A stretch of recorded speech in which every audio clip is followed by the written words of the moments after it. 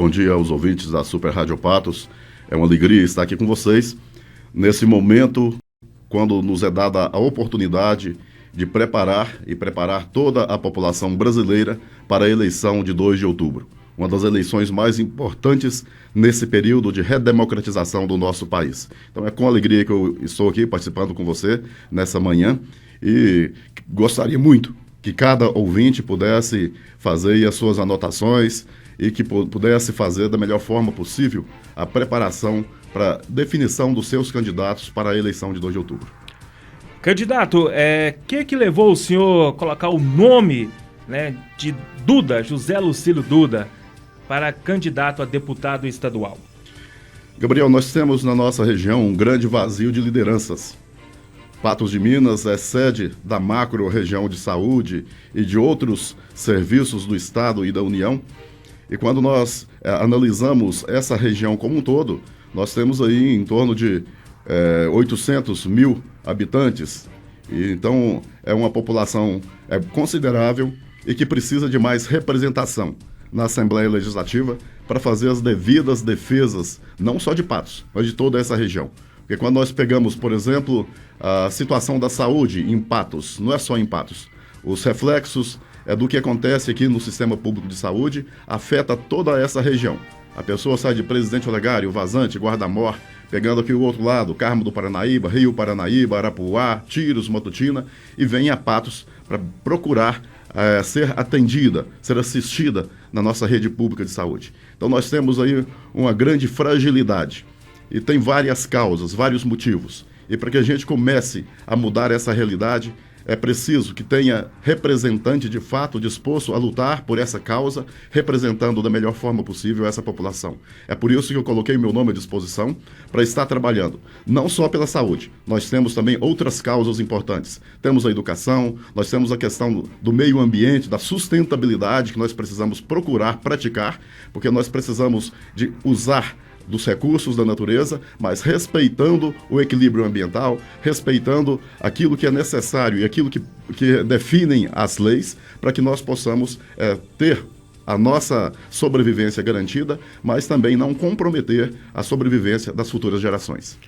Duda, sabemos que aqui em Patos de Minas, né, até a candidata ela já esteve presente aqui, né, no nosso estúdio, concedendo uma entrevista para a gente, a Agdelena, que é também do mesmo partido do senhor. Só acha que não atrapalha as duas candidaturas do mesmo partido aqui na cidade, ainda para deputado estadual? Olha, nós precisamos considerar justamente o que eu acabei de falar. Nós estamos em uma eleição que não é para o município de Patos de Minas só. É para essa ampla região, com mais de 500 mil eleitores, certamente, e onde nós precisamos fazer chegar a nossa campanha. É claro, temos as dificuldades, não é fácil fazer a campanha chegar, em todos os municípios, em todo o estado de Minas Gerais, como pode acontecer, mas nós estamos trabalhando da melhor forma possível, em Patos e nas cidades vizinhas. Nós já temos visitado várias outras cidades, tem pessoas trabalhando a nossa campanha, e a questão de sermos 2 candidatos tem realmente uma lógica até de apoio, não é? Ela é candidata, tem lá a linha de pensamento dela, faz a campanha dela, e nós acreditamos que estaremos contribuindo sim um com o outro. E tem um outro detalhe a observar, porque existem as cotas que precisam ser cumpridas. E uma das cotas que tem que ser cumpridas é a cota feminina de candidatos. Se você deixa de cumprir a cota, você tem que cortar nos candidatos masculinos. Então a gente entende aí a necessidade da candidatura da companheira também. Certinho. Ô Duda, agora vamos falar. O senhor já foi vice-prefeito, né, da cidade? Foi no ano... Não, Gabriel, não. Na realidade eu tive 2 mandatos de vereador. 2 mandatos de vereador, né? Eu agora não tô...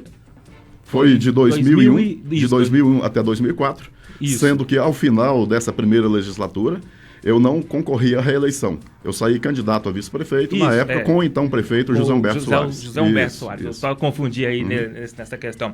O senhor sabe perfeitamente dos problemas que a nossa cidade tem. Agora vamos falar de saúde, né? Que é um assunto de extrema importância aqui na nossa cidade. Muita gente sempre fala, Gabriel, até mesmo o Esmar, questão de oncologia aqui da nossa cidade. É um problema gravíssimo, né? Assim, o senhor sendo eleito, o que o senhor pode estar fazendo para a oncologia aqui da nossa cidade?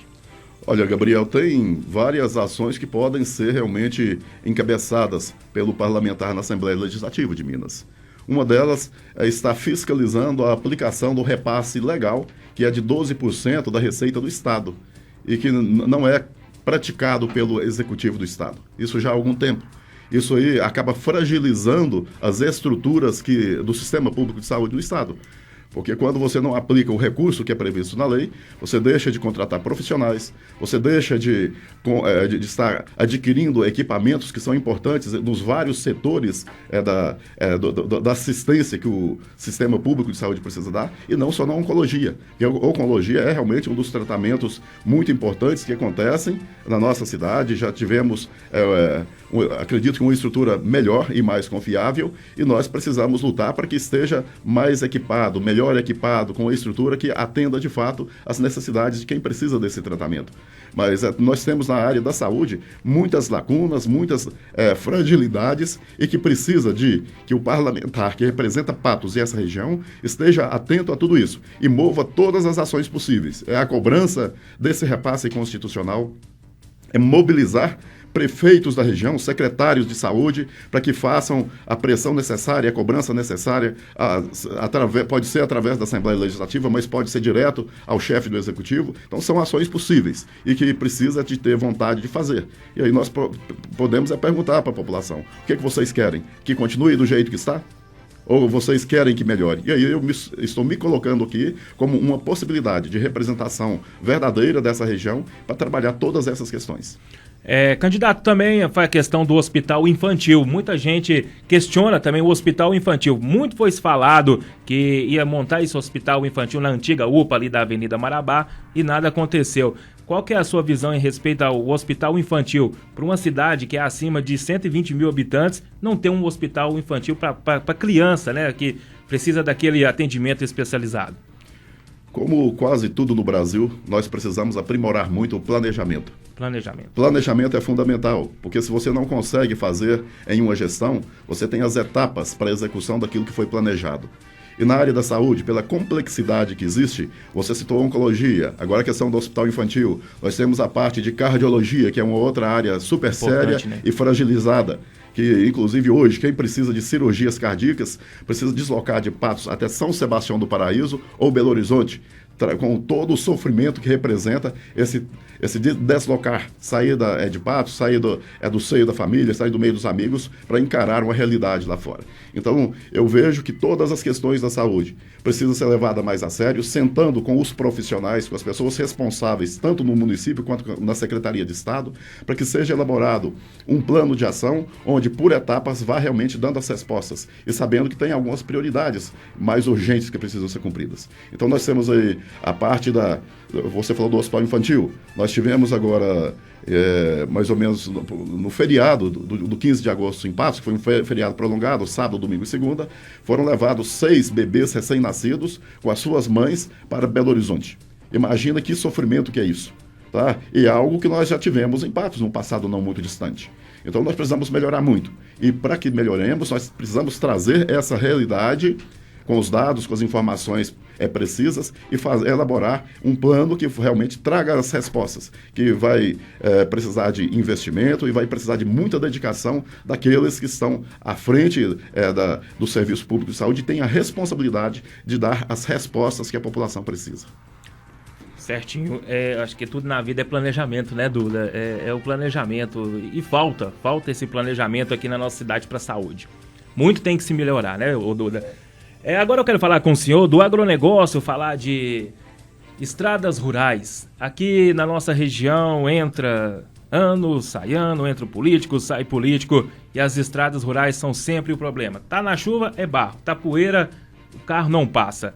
Qual que é, o senhor sendo eleito, o que o senhor tem para fazer para esse público, para esse pessoal que necessita tanto, e é a nossa economia, a nossa região, ela é forte no agronegócio. O que o senhor pode estar fazendo para esse pessoal do agronegócio? Olha, o agronegócio é uma atividade muito importante na nossa economia. Existe na rede do agronegócio uma série de pequenos negócios que formam uma rede e que você trabalha com quem trabalha com defensivo, com máquina, com sementes e mais uma série de atividades que formam essa rede do agronegócio. Então não tem como negar o agronegócio, a sua importância para a nossa economia, não só de Patos de Minas e região, mas para todo o país. Tá? Então essas necessidades que são levantadas por quem opera no agronegócio, elas precisam ter suas respostas também. O que for do governo municipal, que ele realmente adote aquelas ações necessárias para garantir estrada para o transporte e juntos poderemos mobilizar aí em nível de Estado, para que o governo do Estado também empenhe ações para melhorar as condições de rodovias. Algumas certamente precisam ser pavimentadas, outras precisam ter um plano de manutenção que garanta o uso dessas vias, que garanta as condições necessárias para o tráfego de máquinas, de veículos, da forma que é necessário para atender a atividade. Então, na vida pública, nada se resolve sozinho. Então, é necessário somar forças e levantando essa realidade, tendo ela em mente, realmente fazer esse trabalho conjunto, envolvendo todas as esferas de governo. Candidato, agora eu quero falar de educação. Eu acho que saúde e educação é acima de tudo. E sabemos que as escolas... Eu já fui funcionário público do Estado há 14 anos, trabalhei 14 anos dentro de uma escola estadual. A gente vê a precariedade na estrutura, né, e também no salário. Qual que é a sua visão em termos da educação aqui de Patos de Minas e também de Minas Gerais? Olha, a educação como um elemento fundamental para o progresso de qualquer sociedade, de qualquer povo, ela precisa estar nas prioridades dos governos, nas 3 esferas: município, Estado e União. Já tem a definição também, pela Constituição, qual que é a responsabilidade de cada ente da federação e cabe que seja cumprida essa responsabilidade de cada ente. Nós sabemos da necessidade de melhorar o pagamento dos profissionais da educação. E existe, para isso, uma das possibilidades seria cumprir o piso que já vários estados cumprem. Tá? E é uma demanda antiga, nós já participamos, já acompanhamos muitas movimentações, muitas greves de trabalhadores da educação e, infelizmente, não têm sido respeitados. Então, acredito que nessa representação na Assembleia, eu me coloco à disposição de todos os educadores para somarmos forças com outros parlamentares que têm essa mesma sensibilidade, estarmos trabalhando nesse sentido. Que se cumpra o percentual da educação, que o piso seja cumprido para que o trabalhador tenha o seu ganho melhorado. Basta fazer o pagamento que já vai melhorar, do piso, que vai melhorar razoavelmente o pagamento, né, o vencimento dos trabalhadores da educação. E na parte de estrutura também precisa de investimento, precisa de um carinho especial, precisa de um cuidado, até porque a escola acaba sendo, às vezes, o local onde a criança fica mais tempo depois da casa dele.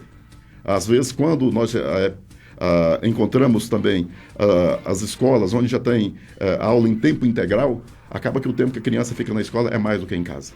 E aí nós percebemos que teve a implantação da educação em tempo integral, mas não foi feito também uma previsão, um planejamento da melhor forma que precisa para que isso funcione bem, para que traga resultados. Então precisa ser feito isso com mais carinho, com mais critério, envolvendo os técnicos que mais entendem, para que a escola em tempo integral cumpra de fato o seu objetivo. Agora, a gente falando de escola, de fundamental e médio, vamos falar agora de universidades, né? O partido do senhor fez um projeto muito bom no tempo do governo do Lula. Que o senhor vê essa questão aí? O nosso Brasil hoje, ela valoriza a educação, principalmente quem quer ingressar a uma faculdade?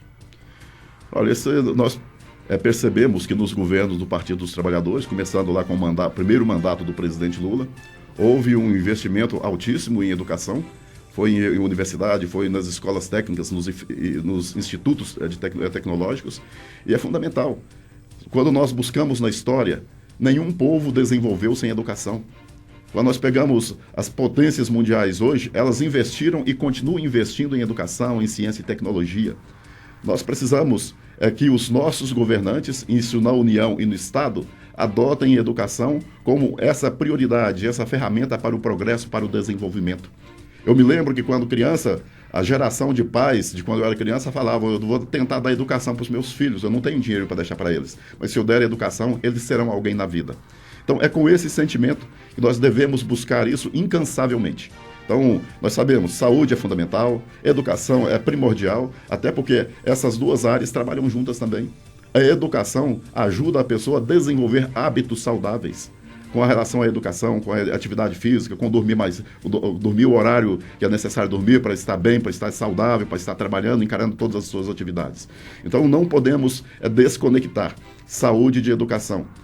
Tem aquele ditado, olha, tendo saúde a gente busca o que mais precisa, tendo saúde a gente corre atrás. E juntando saúde e educação, eu acredito que nós teremos aí duas alavancas importantíssimas para construir o progresso das pessoas. A pessoa vai se desenvolver, vai poder progredir enquanto pessoa. E é claro, se as pessoas estão progredindo, o Estado estará progredindo também. Certinho, candidato. Agora vamos falar de rodovias. Muitos candidatos que já vieram aqui falam muito da 365, né? A duplicação, né? Um é a favor do pedágio, o outro não é a favor do pedágio, quem tem que fazer é o governo, enfim. Qual que é a sua visão às rodovias estaduais e também as federais aqui de Minas Gerais?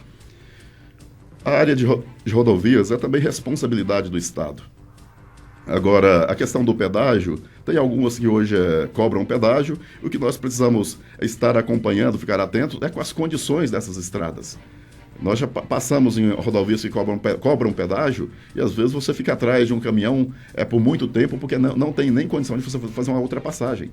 Então o pedágio traz para nós aquele pensamento, não é uma rodovia que tem melhores condições de trafegabilidade. E nem sempre isso acontece.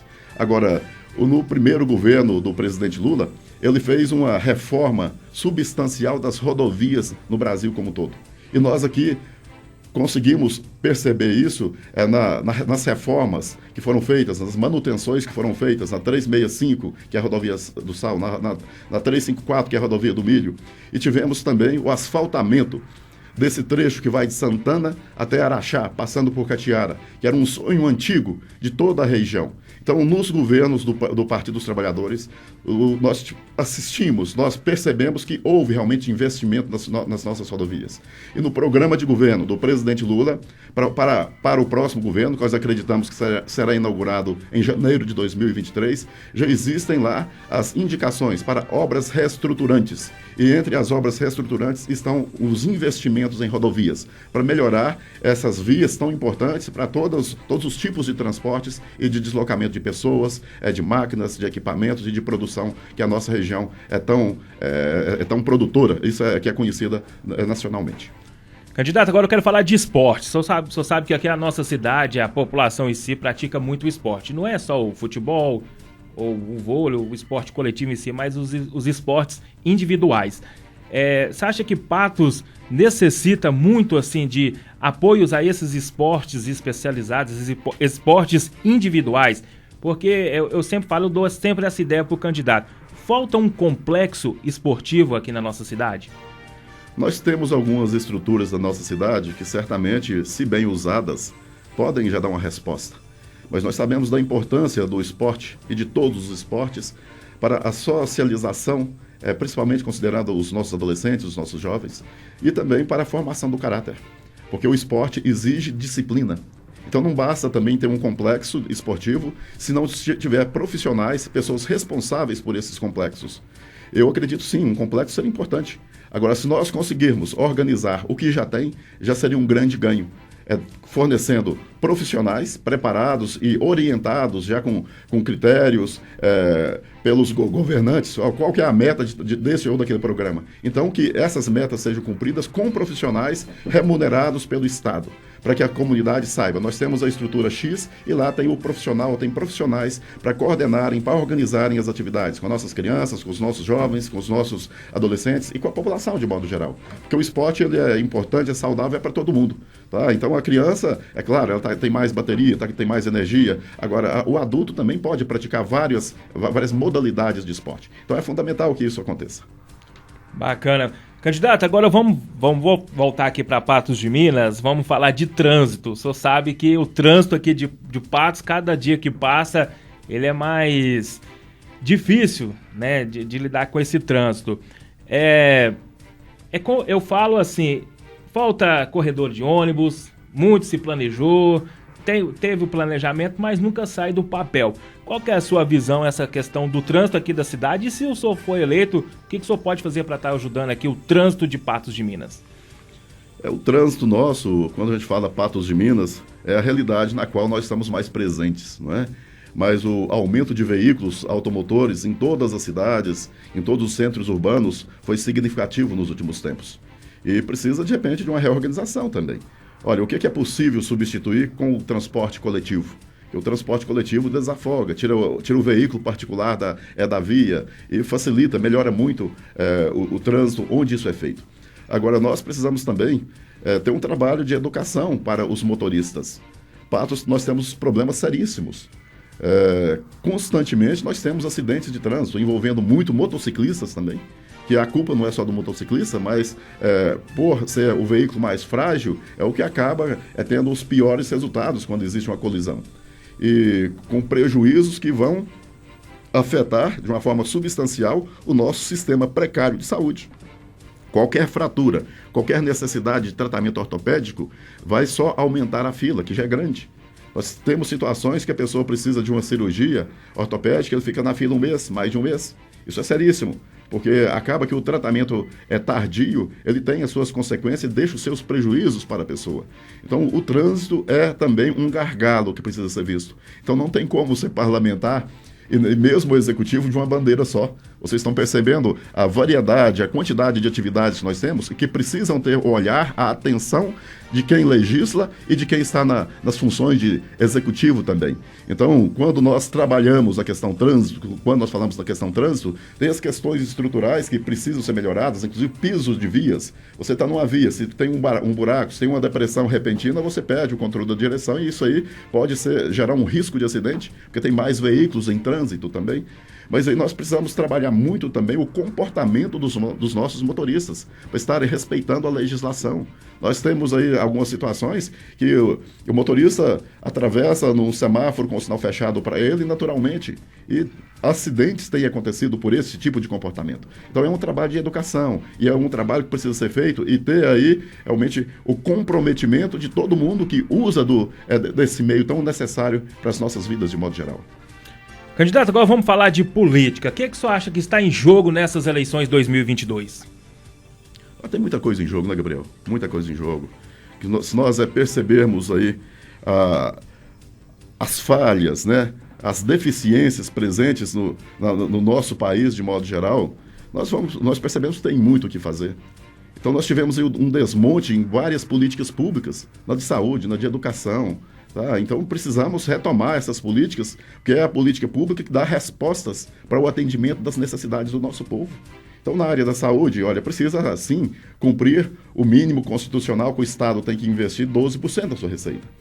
Então, se ele fizer isso e nós fiscalizarmos que esse recurso está chegando, está sendo aplicado na aquisição de equipamentos, na melhoria de estruturas de modo geral, mas também no investimento nos profissionais da saúde, que precisam também ser melhor valorizados, melhor remunerados, ter atualizado a sua formação constantemente, porque os tempos mudam, nós temos aí novas tecnologias entrando e tudo isso só vai ser benéfico para a população se estiver à disposição da população. Infelizmente, o atual governo ele promoveu retrocessos em todas as áreas. Não tem como não perceber isso. A carestia que está presente, a quantidade de moradores de rua nos grandes centros é assustador. Então precisamos reverter esse quadro, voltar a investir em educação, voltar a investir no antigo programa do Ministério de Combate à Fome, que foi conduzido muito brilhantemente pelo ex-ministro Patrus Ananias, que foi realmente a ferramenta que conseguiu tirar milhões de pessoas do mapa da fome. Nós, infelizmente, voltamos ao mapa da fome com as atuações erradas desse atual mandatário. Então, precisamos reverter esse quadro. E isso só vai ser feito se nós realmente promovermos uma eleição conscientemente, deixando muita paixão de lado, mas decidindo que Brasil que nós queremos. E depende de querer. Quem quer continuar do jeito que está? Eu acho que é bem difícil alguém que tem uma análise mais realista da realidade querer manter o que tem. Nós precisamos melhorar e melhorar muito. E os desafios serão enormes para quem assumir o governo no próximo ano de 2023. Certinho, candidato, nós já está chegando ao fim aqui da nossa entrevista. De antemão, eu quero agradecer o senhor mais uma vez aqui pela presença aqui na Super Rádio Patos e dizer que a partir de agora o senhor vai ter 3 minutinhos aí para as suas considerações finais. Primeiramente, Gabriel, eu gostaria de mais uma vez agradecer a oportunidade de estar participando com vocês aqui nessa manhã, nessa entrevista, que vejo como mais uma possibilidade de dar chances para o eleitor se preparar da melhor forma possível para definir os seus votos. A eleição ainda é dia 2 de outubro. Mesmo que o eleitor tivesse, às vezes, descrente, desiludido, precisa repensar. Porque você votando ou não, os deputados, governadores, senadores, presidente da República serão eleitos. Então façam um exercício de analisar, de avaliar o último período de 2018 até os nossos dias e perceber quem de fato está preparado e que você pode acreditar que vai te representar bem nas duas esferas de poder, no legislativo e no executivo. E venha participar, questione. Eu, por exemplo, estou conversando muito com as pessoas e me colocando à disposição. Tem dúvida, me chama para conversar.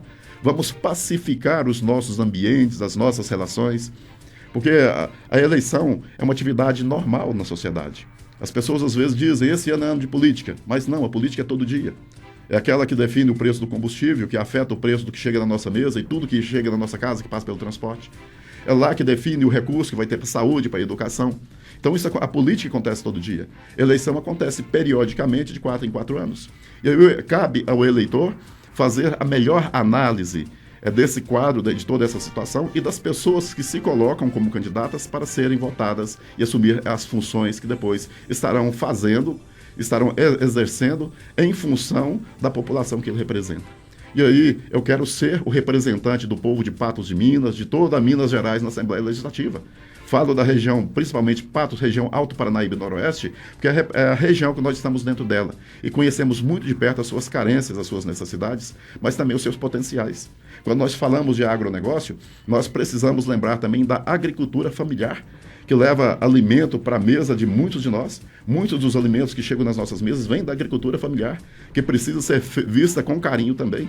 Nós temos aqui as feiras, nós temos a feira da rodoviária, que funciona aos sábados, temos a feira dos produtores, lá em frente ao antigo Campo do Vila, tem lá no bairro do Rosário, temos no Sebastião Amorim, e são locais de comercialização de importantes produtos para o consumo do nosso povo de modo geral e que são produzidos por famílias nas nossas pequenas propriedades. Então é fundamental que nós tenhamos esse olhar amplo para a nossa realidade. A economia é muito importante, até para que tenha investimento no social é preciso que a economia caminhe bem, mas precisa ter também sensibilidade de quem está nos governos para que as causas sociais sejam tratadas com carinho, para dar dignidade àquelas pessoas que mais precisam. E os que mais precisam de políticas públicas são os trabalhadores, são as classes menos favorecidas pela sorte. E me coloco à disposição de toda a população de Minas Gerais, principalmente da nossa região, para ser o seu representante na Assembleia Legislativa. E sabendo que existem muitas ferramentas para o exercício do mandato de deputado estadual. Eu quero estar lá representando toda essa gente que anseia, que sofre e espera que apareça alguém para estar contribuindo para que a sua vida melhore. Não é mágica, não. Então, como todo resultado positivo é o quê? É trabalho, é planejamento, é trabalho, é disciplina nas ações propostas para que venham os resultados. Então é nesse sentido que eu me coloco à disposição e peço humildemente o voto de cada ouvinte, seu Gabriel, dos seus companheiros de trabalho, na eleição do dia 2 de outubro. Quero ser o deputado de todos vocês na Assembleia Legislativa.